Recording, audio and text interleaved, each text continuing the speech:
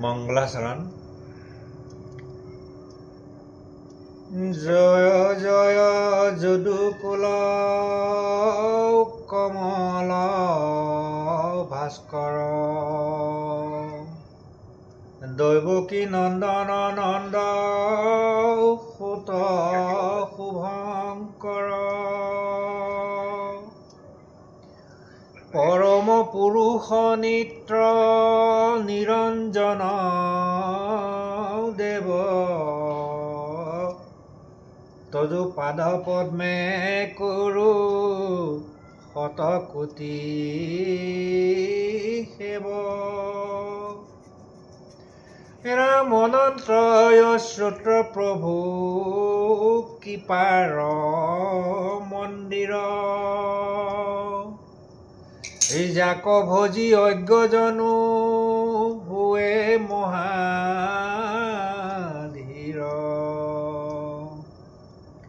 হেনয় গোবিন্দ নন্দ গোপৰ তনয়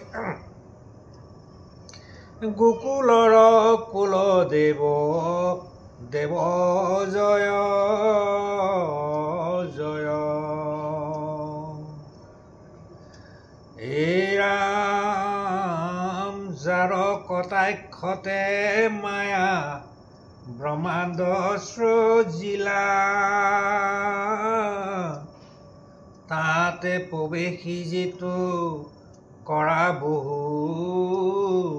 লীলা যাৰ কথা শুনি পাপী গণু নিস্তৰে হেন কৃষ্ণ চৰণত প্ৰণামো সাদৰে কবিয়ে স্তুতি কৰি লৈছে লিখা আগত ন ৰাম ভকতৰ পক্ষ হৈয়া যিটো ভগৱন্ত তাহাৰ বিপক্ষ ক্ষয় লীলায়ে কৰন্ত হেনয় পৰমানন্দ নিসিংহ চৰণে কৰো কোটি বাৰণতি কায় বাক্য মনে ৰাম মহাভাগৱত কথা নিসিংহ চৰিত বিষ্ণু পুৰাণক মিশ্ৰ কৰিয়া বিচিত্ৰ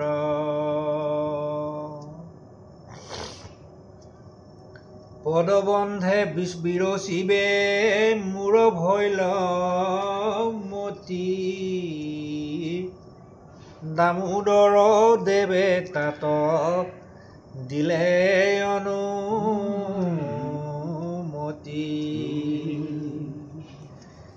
ৰাম এতেকে কৃষ্ণৰ কৃপা মনে অনুসৰি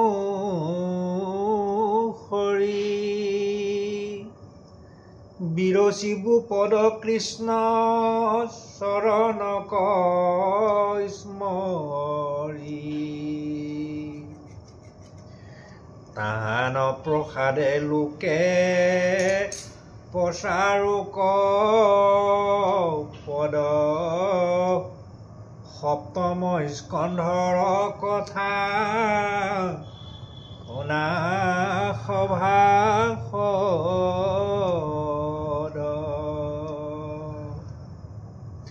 ৰাম 15 অধ্যায়ে জাত অতি নিৰূপায়ী অতি কুবাসনা সাধু সবে যাক কই ৰাম কৰ্ময় অনুসাৰে ৰেখে বাসনা হৈ জানা সিও দুই বিধ সুবাসনা দুৰ্বাসনা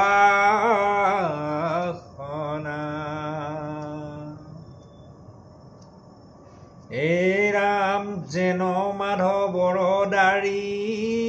বৈকুণ্ঠ লোকত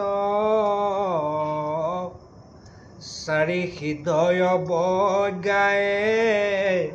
তাৰাৰ উদত তেতিক্ষণ পৰি আখি ভৈলন্ত সুৰ বিষ্ণু দেশবাদী পাপ কৰিলা প্ৰচুৰ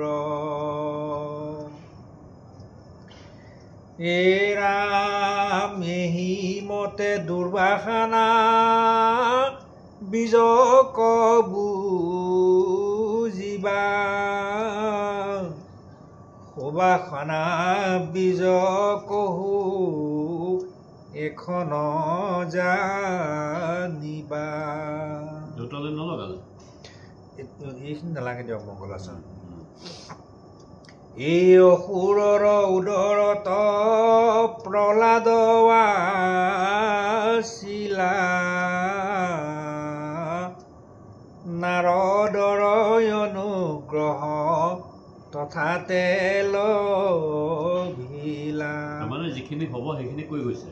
এতিয়া মানে এই অধ্যায়ত এইখিনি ওলাব এইখিনিতো একেবাৰে স্পষ্ট ভাষাত কৈ গৈছে ন বুজাবলগীয়া ব্যাখ্যাই নাই মংগলাচৰণত হে ৰাম সেই সুবাসনা বীজে হৰি ভক্তি ভৈলা তাহান প্ৰসাদে দৈত্য ফুল নিস্তাৰিলা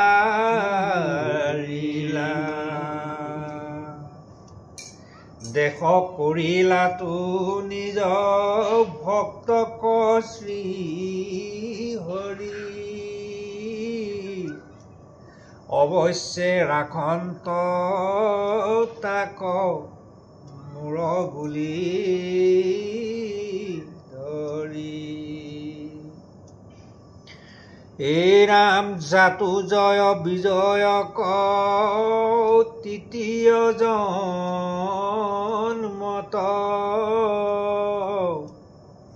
মূৰ বুলি প্ৰণুদাৰি কৈলা বৈকুণ্ঠত এৰাম এতেকে হে সুবুদ্ধি সবে যতনে চৰি কায় বাক্য মনে মাধৱক সেৱা কৰি হে ৰাম আপোনাকে কৃপায়ুপ জোকতা সম্বাৰ এই হেতু লক্ষ্মণ কহিলা বাসনাৰ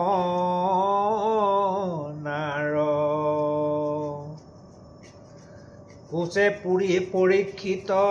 ৰাজা শোকক সাদৰি সমভাৱ সুহৃদ সবাৰে প্ৰভু হৰি এই ৰাম কৃষক বিষম হেন হোৱা ভগৱন্ত দেৱক পালন্ত দৈত্য কুল সংহৰন্ত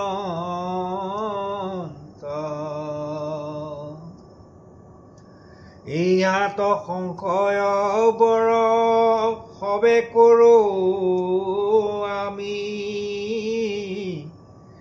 তাক দূৰ কৰিও সৰ্বজানা তুমি হে ৰাম শোকমণি নিগদতি শুনা পৰীক্ষিত সাধু প্ৰশ্ন ইটো নৰ সিংহৰ চৰিত্ৰ জাত প্ৰহ্লাদৰ মহা মহিমাক গাই যাক শুনি ভজি লোক হৰি ভক্তি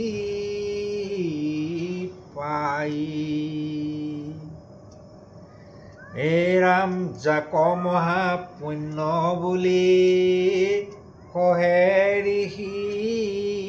গণ কৃষ্ণক প্ৰণামী তাক কৰো বৰ্ণন নিৰ্গুণ অচিত্ৰ প্ৰকৃতিত পৰ হৰি এই আপোনাৰ মহাগুণ অধিষ্ঠানকাৰী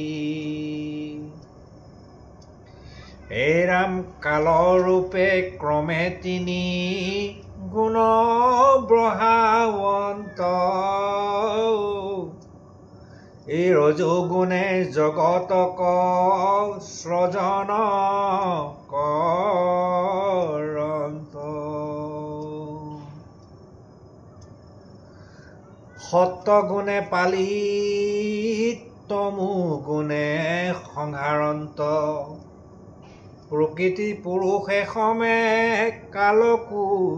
সৃজন্ত এই ৰাম সেই কালে সত্যগুণে দেৱ বৃদ্ধি কৰে তমোগুণে অসুৰক সমূলে সংহাৰে কি ক'লে সেই সকলে সেইহে কালে সত্যগুণে